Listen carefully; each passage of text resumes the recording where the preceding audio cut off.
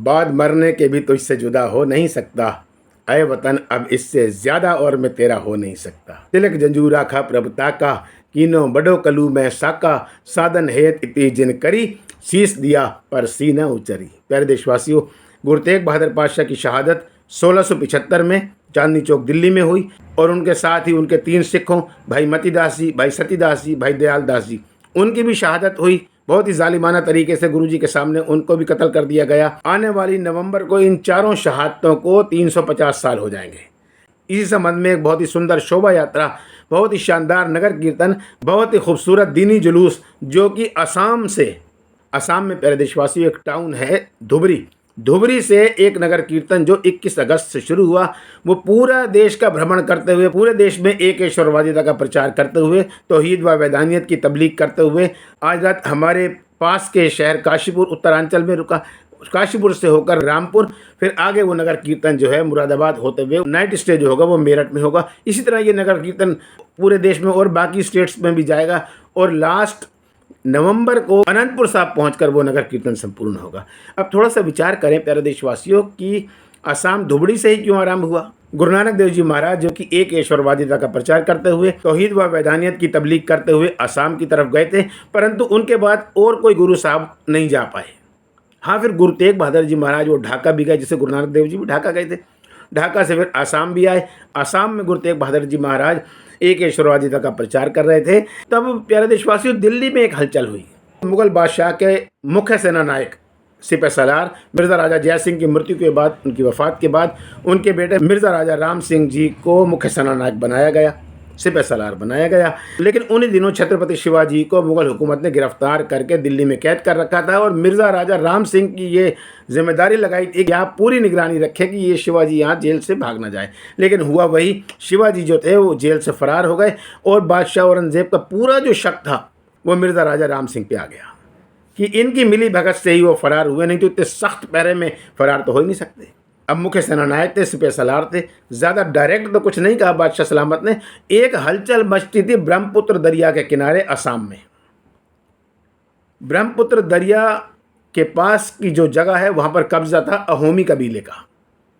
सरकार अपनी जगह मानती थी, अहोमी कबीला वो अपनी जगह मानते थे। सरकार ने कितनी अपनी फौजी टुकड़ियाँ भेजी कि उस जगह को कब्जे में किया जाए और अहोमी कबीले को तहस नहस कर दिया जाए। लेकिन अहोमी कबीला बहुत मजबूत था। उसके जो सरदार थे, प्राणपाल कई जगह नाम लिखा है, कई जगह चक्रध्वज लिखा है, बहुत तेज थे।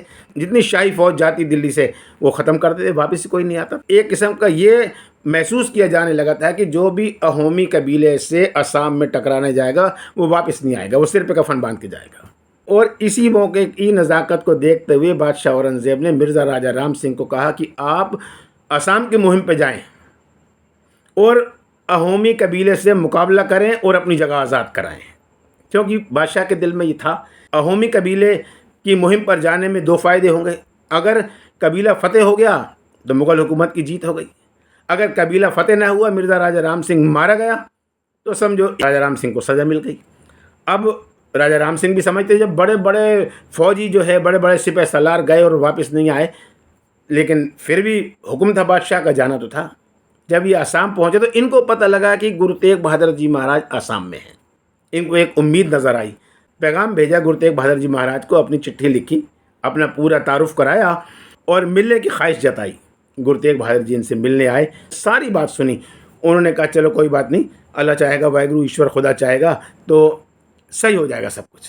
गुरुजी ने मुगलिया सल्तनत की तरफ से मिर्ज़ा राजा राम सिंह को लिया और अहोमी कबीले की तरफ से उनके सरदार प्राणपाल या चक्रध्वज, उनको साथ में लिया और एक जगह बैठे। तय किया आपस में। गुरुजी ने ये समझा कि अब दोनों पार्टियां सुलह करने पर तैयार हैं। तो गुरुजी ने एक खंजर लिया और उन्होंने कहा कि जहाँ पर मैं ज़मीन पर निशान लगा दूंगा वहीं पर आपको मुतमईन होना होगा। जब दोनों पार्टियां राज़ी हो गईं तो गुरुजी ने वो खंजर लेकर ज़मीन में गाड़ दिया और कहा इस खंजर से ब्रह्मपुत्र दरिया की तरफ का जो इलाका है ये अहोमी कबीले का होगा और जो इस तरफ का इलाका है वो सारा इलाका जो है मुगलिया सल्तनत की जायदाद होगी।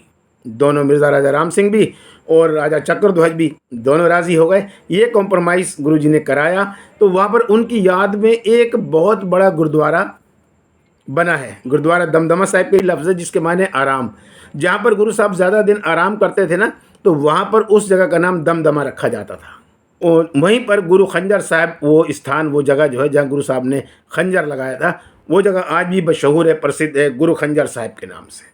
उस गुरुद्वारा साहब से ये नगर कीर्तन जो है शुरू हुआ, प्रारंभ हुआ। पूरे देश में सिक्खी का प्रचार करता हुआ, तौहीद व वैधानियत की तबलीग करता हुआ, गुरु तेग बहादुर जी के, भाई मती दास जी के, भाई सतीदास जी के 350 साल शहादत के पूरे हो रहे हैं, ये पैगाम देता हुआ आखिर अनंतपुर साहिब पंजाब में, जहाँ गुरु तेग बहादुर जी का अपना घर था, गुरु गोबिंद सिंह जी वहाँ पर 6.5 साल की उम्र से वहाँ रहे थे, वहाँ पर ये जो है अख्ताम होगा, संपूर्ण होगा ये नगर कीर्तन। तो प्यारे देशवासियों, देश की संस्कृति को और देश की परंपराओं को बचाने के लिए गुरु तेग बहादुर जी ने अपनी कुर्बानी दी, अपनी शहादत दी, उनके 3 सिखों ने अपनी शहादत दी। तो ये चारों शहादतें नवंबर के महीने में 350 साल हो जाएंगे। सारे देशवासियों ने गुरु तेग बहादुर जी की लासानी शहादत को, भाई मती दास जी, भाई सतीदास जी, भाई दयाल दास जी की लासानी शहादत को श्रद्धा सुमन अर्पित करने हैं, उनको नमन करना है, उनको खिराज अकीदत पेश करना है। शहीदों की चिताओं पर लगेंगे हर बरस मेले, वतन पे मरने वालों का यही बाकी निशान होगा, वतन पे मरने वालों का यही बाकी निशान होगा। वाहिगुरु जी का खालसा, वाहिगुरु जी की फतेह।